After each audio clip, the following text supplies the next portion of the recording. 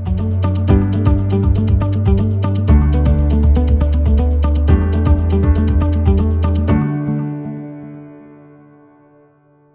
role of the private sector cannot be overlooked when it comes to advancement of the digital economy on the continent. But what barriers or challenges do African policymakers need to address in order to provide the right enabling environment? John Giusti, the Chief Regulatory Officer at GSMA, shares insights. So it's really key that the industry works together with the government to make sure that we break down some of the barriers so we can maximize the opportunities for the digital economy, the digital society. So I think first we need to work together on spectrum. We need timely, affordable access to the right spectrum to make sure that we can meet the consumer, the citizen demands going forward. Second, as governments work on national data protection instruments, it's really key that they understand and build in the ability for data to cross borders. And I think lastly, very importantly, we need to look at the issues of affordability. And of course, a key element of affordability across the continent is taxation.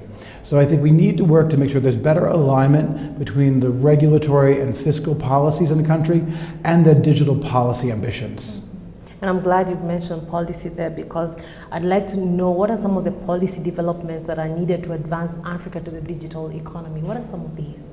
Well, I think really the biggest policy challenge for Africa is confronting the usage gap. Because right now, 44% of the adult population in Africa is covered by mobile broadband but is not using it. And there are plenty of barriers that policymakers could try to tackle there. The most and the biggest one is digital skills. So digital skills training, which would be a great opportunity for partnership between industry, government, civil society. Of course, affordability, and particularly affordability of devices. Some of that is taxation, but there are other elements that I think that industry and government could work together on. And I think also the development of locally relevant content that is meaningful to people's lives and delivers them new solutions and new opportunities. And as we bring this to a close, let's look at the UN SDGs. And I want you to connect that to the mobile industry. Yeah, what are your insights on that? Yeah, so the world came together in 2015 to agree the Sustainable Development Goals through the UN. And in 2016, the mobile industry became the first sector as a whole to commit to the SDGs.